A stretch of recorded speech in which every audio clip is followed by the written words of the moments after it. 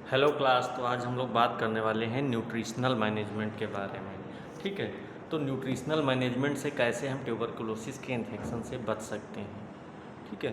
तो तो nutritional management में मेनली होता है क्या, जो मेनली इसमें जो अगर किसी को ट्यूबरकुलोसिस का इन्फेक्शन है तो उसके दौरान क्या होती है, हमारी जो बॉडी की मेटाबॉलिज्म होती है वो इंक्रीज हो जाती है। अब जब मेटाबॉलिज्म इंक्रीज हो जाएगी तो वहाँ पे एपेटाइट भी कम हो जाएगा, वेट लॉस होगा और वहाँ पे जो मसल्स वेस्टिंग होने लगेंगी। ठीक है। वहाँ की जो मसल्स होंगी, मसल्स वेस्टिंग होने लगेंगी। इसीलिए वहाँ पे जो प्रोटीन है, प्रोटीन को बैलेंस्ड और हाई प्रोटीन हाई कैलोरीज की रिक्वायरमेंट वहाँ पे रहती है। तो अगर वहाँ पे प्रॉपर न्यूट्रिशन लेते हैं तो प्रॉपर न्यूट्रिशन से क्या होगा, जो हमारा इम्यून सिस्टम होगा वो स्ट्रांग होगा।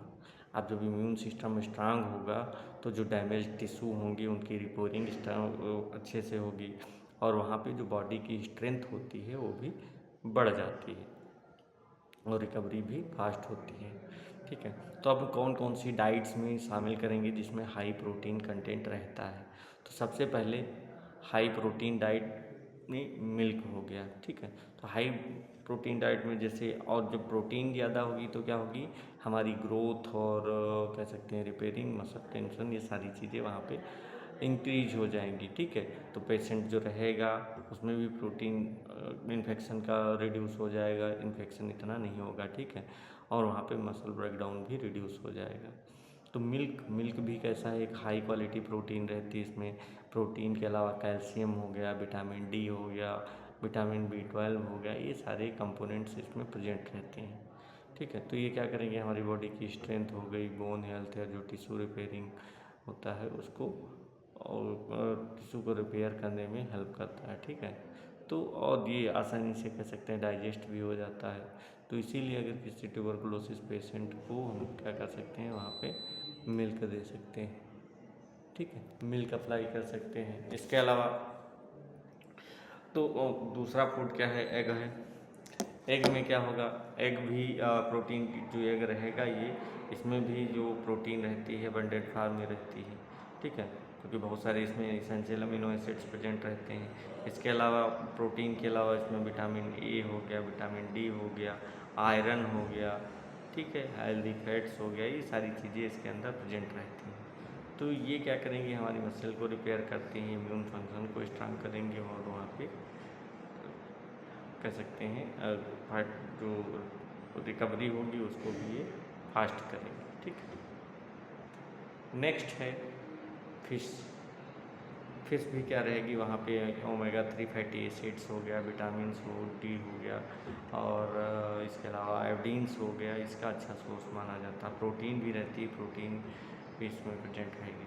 तो जो ओमेगा 3 फैटी एसिड्स होते हैं ये क्या करते हैं, इन्फ्लामेशन को वहाँ पे कम करने के लिए रिस्पॉन्सिबल होते हैं और इसके अलावा कह सकते हैं जो इम्यून रिस्पांस होगा उसको भी वहाँ पे ये बेहतर करेंगे।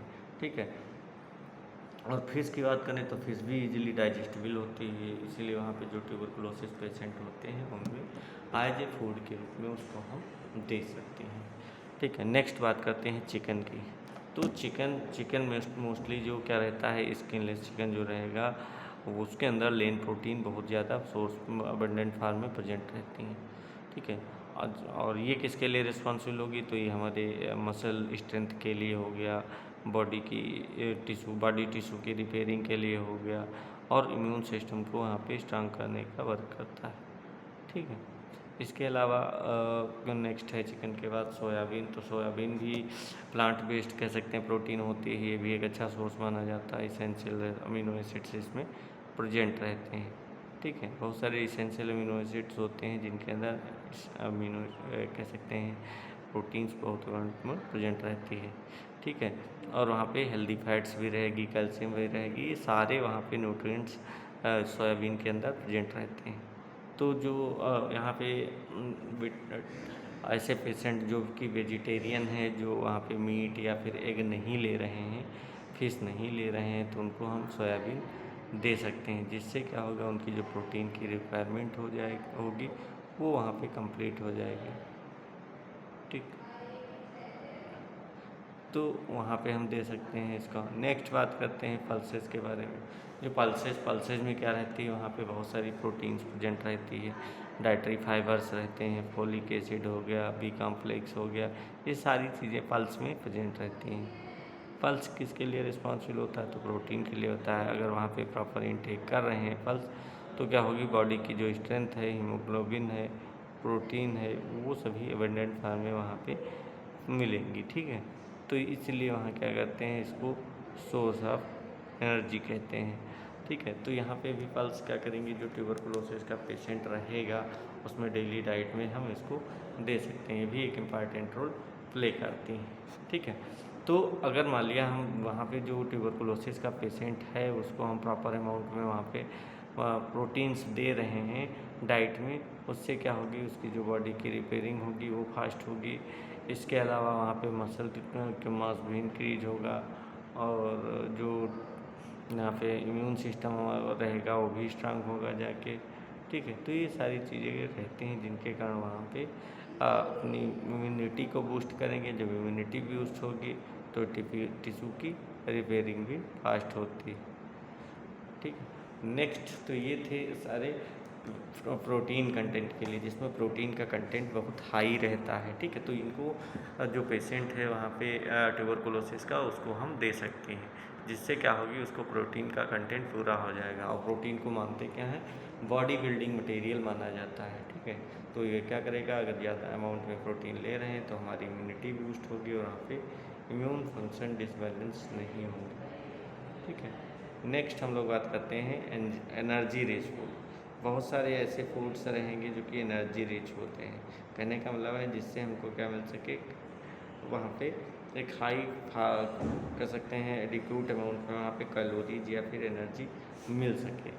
ठीक है, तो क्योंकि जो ट्यूबरकुलोसिस के पेशेंट होते हैं उनमें इन्फेक्शन के कारण वहाँ पे जो बॉडी की मेटाबॉलिज्म होगी वो बढ़ जाएगी, जिससे वहाँ पे जो एनर्जी की रिक्वायरमेंट होती है वो भी बढ़ जाती है। अब जब एनर्जी की रिक्वायरमेंट बढ़ जाएगी और वहाँ पे एनर्जी कह सकते हैं जितनी रिक्वायरमेंट है उतनी नहीं मिल पा रही है, तब फिर वहाँ पे वेट लॉस होने लगता है, मसल वेस्टिंग की कंडीशन डेवलप होने लगती है, और वहाँ पे कह सकते हैं हाँ जो उसका रिक्वायरमेंट रहेगी। ठीक है, तो इनको हम दे सकते हैं वहाँ पे अबंडेंट फॉर्म में।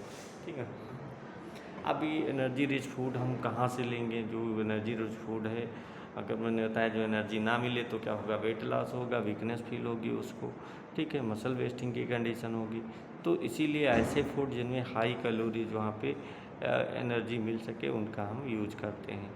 ठीक है, जैसे कि सबसे पहले यहाँ पे राइस। तो राइस क्या है, राइस कार्बोहाइड्रेट्स होता है, इसमें कार्बोहाइड्रेट अबंडेंट फॉर्म में प्रेजेंट रहता है। अब जो कार्बोहाइड्रेट होगा, कार्बोहाइड्रेट को क्या कहते हैं, इंस्टेंट सोर्स ऑफ एनर्जी कहा जाता है, जिसमें एनर्जी की तुरंत रिक्वायरमेंट वहाँ पे कंप्लीट कर सके, अपनी एनर्जी को वहाँ पे कह सकते हैं इंस्टेंट एनर्जी उसको मिल सके। तो उस कंडीशन में हम क्या करेंगे, वहाँ पे राइस दे सकते हैं। ठीक है, ये क्या करेगा, बॉडी को वहाँ पे इंस्टेंट एनर्जी प्रोवाइड करेगा, और वहाँ पे जो वेट लॉस हो रहा है, वेट लॉस को वो कम करेगा। ठीक है, और राइस क्या होता है, आसानी से वहाँ पे डाइजेस्टेबल रहता है, आसानी से डाइजेस्ट हो जाएगा। इसीलिए जो ट्यूबरकुलोसिस के पेशेंट होते हैं उनमें हम फूड ये दे सकते हैं। ठीक है, नेक्स्ट है इसके बाद व्हीट। तो व्हीट क्या रहता है, ये भी एक कॉम्प्लेक्स कार्बोहाइड्रेट होता है। इसके अलावा डाइटरी फाइबर्स इसके अंदर प्रेजेंट रहते हैं और इसके अलावा वहाँ पे प्रोटीन्स का भी कुछ सोर्स रहता है। ठीक है, तो व्हीट के अंदर ये सारी चीज़ें रहती हैं, ये बॉडी को क्या करेंगे, लॉन्ग ड्यूरेशन के लिए वहाँ पे एनर्जाइज बनाए रखती हैं, एनर्जी बनाए रखती हैं, और वहाँ पे कह सकते हैं जो डाइजेस्टिव हेल्थ होगी उसको हम बेहतर बना सकते हैं। ठीक है, नेक्स्ट हम लोग बात करते हैं व्हीट के बाद पोटैटोज़ के। तो पोटैटो भी क्या रहता है, कार्बोहाइड्रेट्स का एक अच्छा सोर्स माना जाता है, और इसके अंदर विटामिन सी भी प्रेजेंट रहती है। तो ये क्या करेगी, जो बॉडी एनर्जी होगी, बॉडी एनर्जी को वहाँ पे कह सकते हैं जो सोर्स रहेगा इसको कार्बोहाइड्रेट का, विटामिन सी का, तो ये हमारी इम्यूनिटी को भी बूस्ट करेगा। इसके अलावा हमारे मसल के फंक्शन को भी वहाँ पे इम्प्रूव करता है। रिकवरी के दौरान वहाँ पे कैलोरीज की रिक्वायरमेंट के लिए भी रिस्पॉन्सिबल होता है। ठीक है। तो ये सारी चीज़ें हम वहाँ पे उसको दे सकते हैं। विटामिन वहाँ पे पोटैटो भी दे सकते हैं, ठीक है। अब नेक्स्ट हम बात करते हैं विटामिन रिच फूड। कौन कौन से ऐसे फूड्स हैं जिसमें विटामिन अबंडेंट फॉर्म में प्रेजेंट रहता है, क्योंकि विटामिन्स क्या करते हैं, हमारे इम्यून सिस्टम को स्ट्रांग करते हैं। इसके अलावा टिश्यू रिपेयरिंग के लिए रिस्पॉन्सिबल होंगे, इन्फेक्शन को भी कंट्रोल करेंगे, और वहाँ पे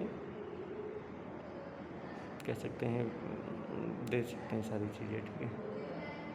तो अब इसमें सबसे पहले हम बात करते हैं सिट्रस फ्रूट की। सिट्रस जैसे ऑरेंज हो गया, लेमन हो गया, या फिर मौसम्बी रहती है, तो ये अलग अलग फ्रूट्स रहते हैं जिनके अंदर अबंडेंट फार्म में वहाँ पे विटामिन सी प्रेजेंट रहती है, ठीक है। तो अब जब हम वहाँ पे लेमन देंगे या मौसम्बी देंगे तो इससे क्या होगा, क्योंकि ये सारे जितने भी फ्रूट्स हैं ये कैसे रहते हैं, इनके अंदर क्या प्रेजेंट रहती है, एंटीऑक्सीडेंट होते हैं, ठीक है।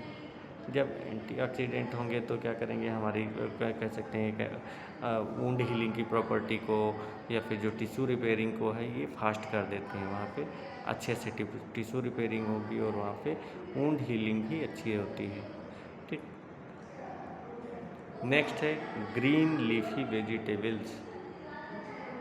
तो जो ग्रीन वेजिटेबल होगी, जो ग्रीन वेजिटेबल्स वहाँ पे यूज़ कर रहे हैं, तो वो भी क्या रहेंगे वहाँ पे उसमें भी बहुत सारे कह सकते हैं विटामिन्स हो गए, और इसके अलावा फोलेट हो गए, जितने विटामिन्स होते हैं मोस्ट ऑफ, विटामिन ए हो गया, सी हो गया, विटामिन के हो गया, विटामिन एफ कह सकते हो गया, ये सारे विटामिन्स वहाँ पे प्रेजेंट रहते हैं, ठीक है। तो और ये सारे विटामिन्स क्या होंगे, ये हमारी कह सकते हैं हीमोग्लोबिन के फार्मेशन में हेल्प करेंगे, हमारी इम्यूनिटी को बूस्ट करेंगे। इसके अलावा जो हमारी ओवरऑल हेल्थ होती है, हेल्थ को भी वहाँ पे प्रमोट करते हैं, ठीक है। नेक्स्ट बोल रहे हैं, नेक्स्ट है कैरेट। तो कैरेट में भी क्या रहता है, बीटा कैरोटीन प्रेजेंट रहता है, विटामिन ए रहेगा, ठीक है। तो इस कारण से वहाँ भी एक बेस्ट सोर्स रहता है जिसके कारण वहाँ पे रिस्पॉन्सिबल होता है। अब जो कैरेट में मोस्टली कैरेट में होता क्या है तो पढ़ चुके हैं, कैरेट में विटामिन विटामिन जो ए रहेगा वो अबंडेंट फॉर्म में रहेगा, ठीक है। सबसे ज़्यादा अच्छा सोर्स माना जाता है विटामिन ए का कैरेट।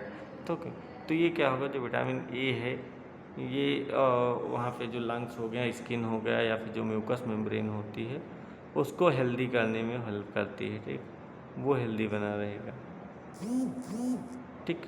नेक्स्ट हम बात करते हैं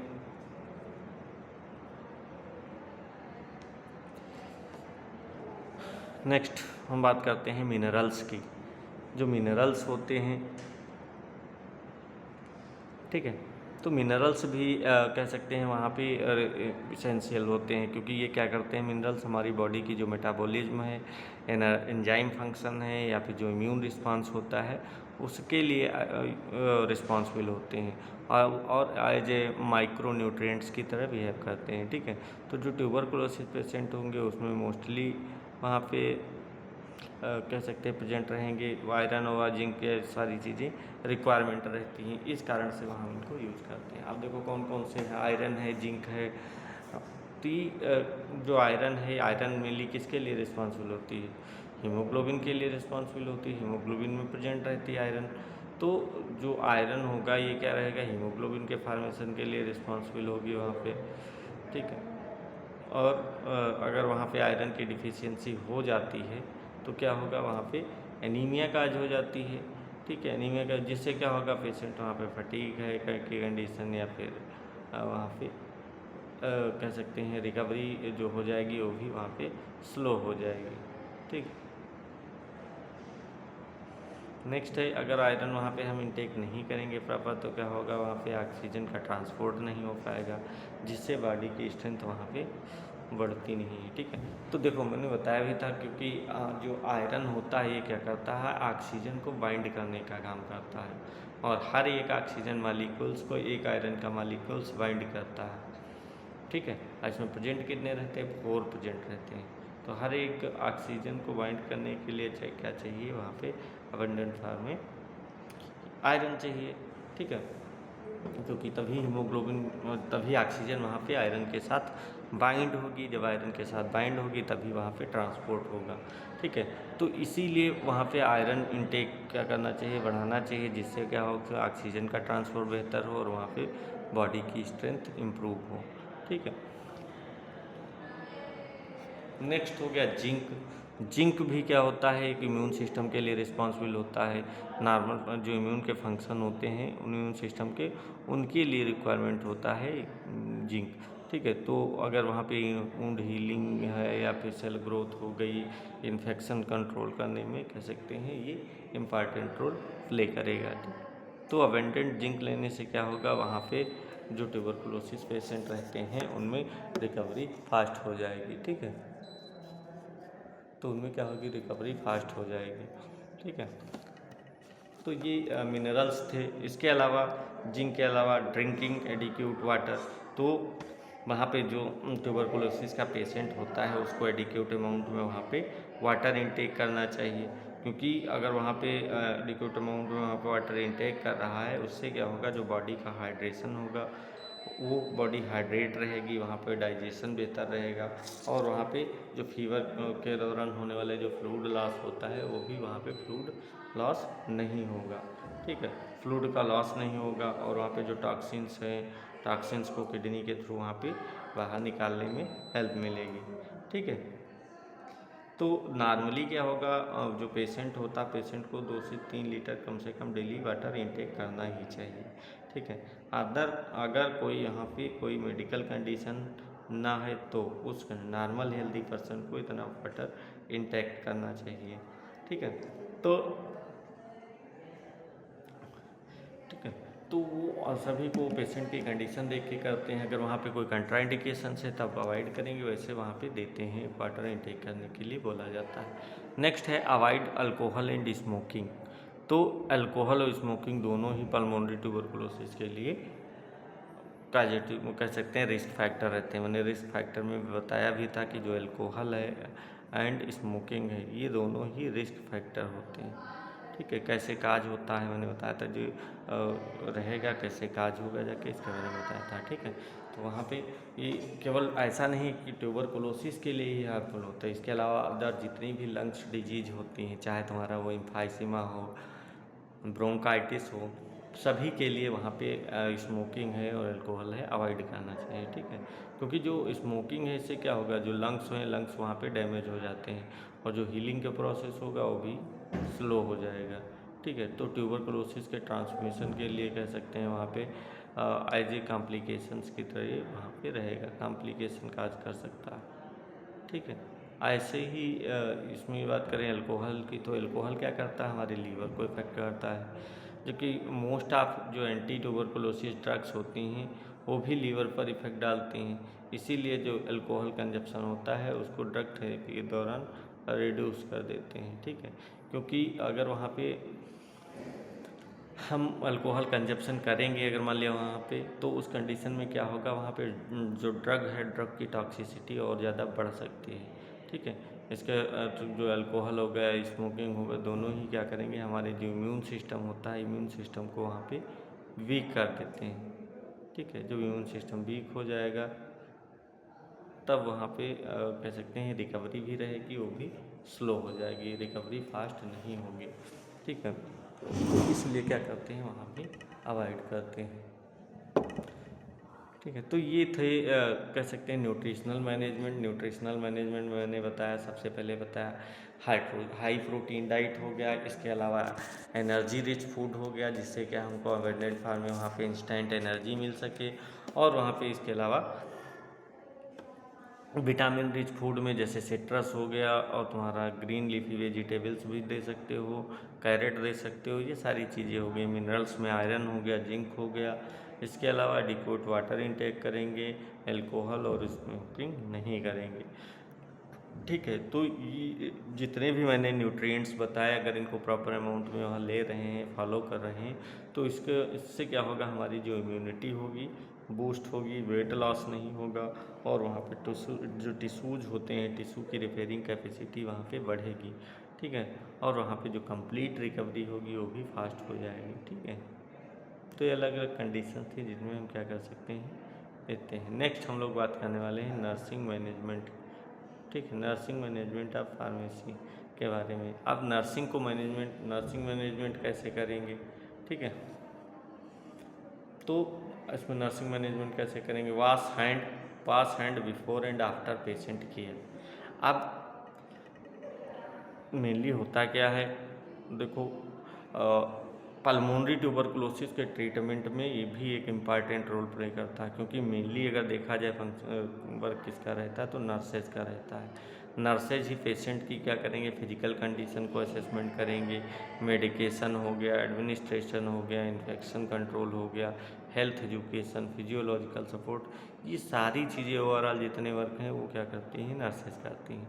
ठीक है, और सही नर्सिंग केयर अगर होगी तो वहाँ पे जो कॉम्प्लिकेशंस होंगी वो कम होंगी, और वहाँ पे जो पेशेंट रहेगा वो वहाँ पे कह सकते हैं उसकी रिकवरी फास्ट होगी, और उसके जो इन्फेक्शन स्प्रेड होने का रिस्क भी वहाँ पे रिड्यूस हो जाता है। ठीक है, और वहाँ पे रिकवरी भी फास्ट होती है। तो इसमें क्या क्या नर्सिंग का फंक्शन कैसे होता है, wash hand before and after patient care. तो सबसे पहले अगर जो नर्सिंग स्टाफ है तो अगर पेशेंट को वहाँ पे देखने से पहले क्या करेंगे, वहाँ पे हैंड वॉश करेंगे, इन्फेक्शन कंट्रोल, जिससे क्या होगा वहाँ पे इन्फेक्शन कंट्रोल होगा, और वहाँ पे ये मेथड सबसे ज़्यादा इफेक्टिव रहता है। ठीक है, तो पेशेंट केयर से पहले हैंड वॉश ज़रूरी है। ठीक है, क्योंकि जो हैंड वॉश करोगे तो वहाँ पे जो माइक्रो ऑर्गेनिज्म होंगे वो भी क्या हो जाएंगे, वहाँ पे रिमूव हो जाएंगे। ठीक है, माइक्रो ऑर्गेनिज्म नहीं बचेंगे तो वहाँ पे पेशेंट केयर हो जाएगी। ठीक है, नेक्स्ट है पेशेंट केयर का जो हैंड वॉश करते हैं, जब हैंड हाइजीन्स देंगे तो करने के लिए कुछ भी यूज कर सकते हैं, सॉप है या फिर देखते हो हैंड सैनिटाइज़र होता है जिसमें क्या रहता है, अल्कोहल प्रेजेंट रहता है।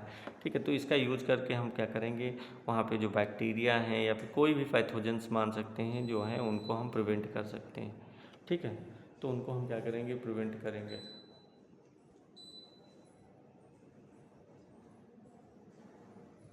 ठीक है, तो अब जो बैक्टीरिया वहाँ पे अब पेशेंट केयर करने के पहले हैंड वॉश किए हैं, अब पेशेंट केयर करने के बाद भी क्या करना चाहिए, हैंड को सैनिटाइज करना चाहिए, जिससे क्या हो, जो ट्यूबरकुलोसिस बैक्टीरिया होंगे या फिर जो अदर पैथोजेंस होंगे वो फिर दूसरे पेशेंट से या दूसरे पेशेंट में या फिर जो हेल्थ केयर वर्कर्स हैं उनमें इन्वायरमेंट में फैलने से वहाँ पे बचेंगे। ठीक है, तो जो हैंड हाइजीन्स होता है वो बेस्ट मेथड रहता है कि हैंड हाइजीन्स करना चाहिए, जिससे जो खुद की केयर होगी साथ में जो पेशेंट रहेंगे उनकी भी केयर वहाँ पे होती है। ठीक है, प्रॉपर वहाँ पे होगा। ठीक है, तो जो भी हैंड सैनिटाइजर करेंगे उसके बेस्ड रहेंगे। नेक्स्ट है follow sterile techniques during suctioning and other procedures. तो अगर पेशेंट वहाँ पे एयरवे सक्शनिंग या कोई अदर इन्वेसिव प्रोसीजर किया जाए तो हमेशा ही वहाँ पे स्टेराइल टेक्निक्स का यूज करेंगे। ठीक है, क्योंकि स्टेराइल टेक्निक का पर्पज़ यही रहता है कि जो न्यू इन्फेक्शन होता है उसको कैसे प्रिवेंट करें, और वहाँ पे जो क्रॉस इन्फेक्शन होता है उससे हम बच सकें। ठीक, इससे क्या होगा, जो स्टेराइल ग्लव्स होंगे, स्टेराइल इंस्ट्रूमेंट्स होंगे, एसेप्टिक प्रिकॉशंस होंगे उनका यूज किया जाता है। इससे जो पेशेंट सेफ्टी होगी वो भी वहाँ पे बनी रहेगी। ठीक है, पेशेंट सेफ्टी वहाँ पे बनी रहेगी। तो स्टेराइल टेक्निक्स का पर्पज़ यही रहता है कि जो न्यू इन्फेक्शन होगा उससे बचा रहेगा, और वहाँ पे ये सारी चीज़ें यूज करके स्टेराइल ग्लव्स हो गया, स्टेराइल इंस्ट्रूमेंट्स हो गया, एसेप्टिक प्रिकॉशंस हो गया, इनका यूज करके वहाँ पे जो पेशेंट की सेफ्टी होती है वो बढ़ती है वहाँ पे, और हॉस्पिटल एक्वायर्ड इन्फेक्शन होने का रिस्क भी कम हो जाता है। ठीक है, तो ये अलग अलग चांसेस। अब इसमें क्या क्या हम असेसमेंट करेंगे, असेसमेंट का मतलब है जो पेशेंट की कंडीशन होगा उसको हम डेली इवेलुएशन उसका करेंगे। तो ये काम किसका रहता है, नर्सेज ही रहती हैं जो कि रिस्पॉन्सिबल होती हैं इसके लिए कि टाइम टाइम पर वहाँ पे उसका वाइटल साइंस, रेस्पिरेटरी स्टेटस और वहाँ पे क्लिनिकल जो इम्प्रूवमेंट होता है उसको मॉनिटर करते रहें, जिससे जो ट्रीटमेंट होगा उसका रिस्पांस, उसकी कॉम्प्लिकेशंस वहाँ समय समय पर उसका पता चलता रहता है। ठीक है, तो अब इसमें क्या क्या मॉनिटर किया जाता है, जो नर्सेज हैं क्या क्या वहाँ पे मॉनिटर करती हैं। तो सबसे पहले बात करते हैं बॉडी टेम्परेचर की। तो वहाँ पे डेली क्या किया जाएगा, मॉनिटरिंग, बॉडी टेम्परेचर मॉनिटर किया जाएगा। क्योंकि ट्यूबरकुलोसिस में होता क्या है, जो पेशेंट है उसको मोस्टली वहाँ पे लो ग्रेड फीवर हो गया, वो इवनिंग में क्या हो जाता है, बढ़ जाता है, वहाँ पे इवनिंग में होने के चांसेस बढ़ते हैं। ठीक है, तो वहाँ पे टेम्परेचर कितना है, अगर वहाँ पे फीवर कंटिन्यू बढ़ रहा है तो वहाँ पे क्या करेंगे, जो परसिस्टेंट इन्फेक्शन होगा, पुअर ट्रीटमेंट रिस्पॉन्स होगा, ये सारी चीज़ें वहाँ पे पता चल जाती हैं। ठीक है, कोई सेकेंडरी इन्फेक्शन तो नहीं हो रहा, इन चीज़ों के बारे में वहाँ पता चल जाएगा। नेक्स्ट है पल्सेस, पल्स भी उसकी मॉनिटर करेंगे। पल्स क्या होता है, हार्ट रेट की जानकारी वहाँ पे पता चलती है। तो जो ट्यूबरकुलोसिस पेशेंट होगा वहाँ पे फीवर, एनीमिया, डिहाइड्रेशन जैसी कंडीशन होती रहती हैं। इसके अलावा रेस्पिरेटरी डिस्ट्रेस की कंडीशन हो गई, ये सारी चीज़ें होती रहती हैं। तो पल्स रेट वहाँ पे बढ़ भी सकती है, घट भी सकती है, तो रेगुलर वहाँ पे पल्स हम मॉनिटर करते रहेंगे, जिससे वहाँ पे जो सर्कुलेटरी स्टेटस होगा उसका पता चलता रहेगा। इसके अलावा पल्स के अलावा रेस्पिरेशन में भी क्या होगा, वहाँ पे मॉनिटर करेंगे कि जो ब्रीदिंग पैटर्न है, रेस्पिरेटरी रेट है, ब्रीदिंग डिफ़िकल्टी तो नहीं हो रही, ये सारी चीज़ें यहाँ पे हम पता करते रहते हैं। तो अगर वहाँ पे रेस्पिरेटरी रेट बढ़ जाए या फिर ब्रीदलेसनेस की कंडीशन डेवलप हो तो वहाँ पे लंग इन्वॉल्वमेंट या रेस्पिरेटरी फेलियर की कंडीशन हो सकती है। ठीक है, क्योंकि वहाँ पे ये सारी चीज़ें हो सकती है, इसीलिए क्या करेंगे, वहाँ पे रेस्पिरेटरी असेसमेंट को हम कंटिन्यू करते रहते हैं। ठीक है, डेली वहाँ पे चेक करते हैं। इसके अलावा ऑक्सीजन हो गया, सेचुरेशन। ऑक्सीजन सेचुरेशन का क्या मेनली क्या होगा, ऑक्सीजन जो SpO2 जिसको कहते हो, ठीक है, तो SpO2 भी वहाँ पे हम मेजर करते हैं पल्स ऑक्सीमीटर की हेल्प से। तो इसमें ये पता कर सकते हैं ब्लड में ऑक्सीजन की कितनी परसेंटेज है। ठीक है, अगर SpO2 कम हो तो वहाँ पे जो ऑक्सीजन थेरेपी की रिक्वायरमेंट पड़ सकती है, इस कारण से वहाँ पे रेगुलर मॉनिटर करते रहते हैं। ठीक है, नेक्स्ट हम लोग बात करते हैं वेट की। तो वेट भी क्या होता है, वहाँ पे कंटिन्यू मॉनिटर करते रहते हैं, क्योंकि इसमें जो ट्यूबरकुलोसिस होता है इसमें क्या हो जाएगा, वहाँ पे वेट लॉस होता है। ठीक है, अगर वहाँ पे प्रॉपर इफेक्टिव ट्रीटमेंट या प्रॉपर न्यूट्रिएंट्स नहीं मिलेगा तो धीरे धीरे वेट और ज़्यादा लॉस होने लगता है। ठीक है, तो ये सारी चीज़ें वहाँ पे प्रॉपर देना रहता है, जिससे क्या हो सके, वेट गेन हो सके। ठीक है, तो ये भी एक कह सकते हैं वहाँ पे न्यूट्रिशनल स्टेटस हो और जो ट्रीटमेंट रिस्पांस होता है ये वहाँ पे इंडिकेट होता रहता है। ठीक है, जिससे क्या होगा, वहाँ पे जो ट्रीटमेंट है या फिर कह सकते हैं वहाँ पे वीकली या मंथली हम क्या कर सकते हैं, उसका वेट रिकॉर्ड कर सकते हैं। इसके अलावा स्पूटम मॉनिटरिंग भी की जाती है, मैनेजमेंट करते हैं। क्या होगा, जो स्पूटम है उस स्पूटम की क्वालिटी कैसी है, उसका कलर कैसा है, क्वांटिटी कितनी है, कंसिस्टेंसी कितनी है, ये सारी चीज़ें वहाँ पे, ब्लड तो नहीं आ रहा, ये सारी चीज़ें वहाँ पे ऑब्जर्व करते रहते हैं। तो ये नर्सेज का काम होता है, वो ऑब्जर्व करते रहते हैं। इसीलिए जो टाइम पर क्या करेंगे, वहाँ पे स्पूटम एग्जामिनेशन भी कराया जाता है, ताकि ये पता कर सकें कि वहाँ पे जो ट्यूबरकुलोसिस बैक्टीरिया है वो वहाँ पे कम है या फिर ज़्यादा है। ठीक है, तो ये सारी चीज़ें हम क्या करते हैं, वहाँ पे नर्सिंग का काम होता है, नर्सिंग असेसमेंट करती है। असेसमेंट में यही बॉडी टेम्परेचर वहाँ पे मेजर करेगी, पल्स मॉनिटर करेगी, रेस्पिरेशन हुए, ऑक्सीजन सेचुरेशन जिसको हम SpO2 कहते हैं। इसके अलावा वेट लॉस हो गया, वेट के बारे में, वेट मैनेजमेंट के लिए, और वहाँ पे स्पूटम को मैनेजमेंट करने के लिए। ठीक है, तो ये सारी चीज़ें वहाँ पे मॉनिटर करते रहती हैं। ओके, तो आज हम इतना ही रखते हैं, बाकी नेक्स्ट क्लास में पढ़ेंगे कैसे आइसोलेशन करेंगे वहाँ पे, और कफ हाइजीन्स को कैसे हम मेंटेन करेंगे। ओके, और हाँ, अगर आप अपना मेडिकल स्टोर चला रहे हैं और उसे फार्मा क्लिनिक में चेंज करना चाहते हैं तो आपके लिए बेस्ट है, एक कोर्स होता है टेलीमेडिसिन का कोर्स। तो टेलीमेडिसिन का कोर्स आप कर सकते हैं। इसमें आपको बताया जाएगा कैसे आप अपने मेडिकल स्टोर को कारपोरेट मेडिकल स्टोर से बेहतर कर सकते हैं और एक हेल्थ केयर इकोसिस्टम डेवलप कर सकते हैं। ठीक है, और इसमें आपको डॉक्टर्स से ऑडियो वीडियो पे कनेक्ट भी हो सकते हैं, उनसे बात कर सकते हैं, उनसे एडवाइस ले सकते हैं, ये सारी चीज़ें हैं। ठीक है, तो अगर फ़ीस की बात की जाए तो इसकी जो कंप्लीट फ़ीस है वो कितनी है, 25,000 होती है। ठीक है, 25,000 फ़ीस है। तो अगर आप करना चाहते हैं तो आप दिए गए नंबर पे वहाँ पे कॉल कर सकते हैं और उसके बारे में डिटेल जानकारी ले सकते हैं। ओके क्लास, आज इतना ही, बाकी नेक्स्ट क्लास में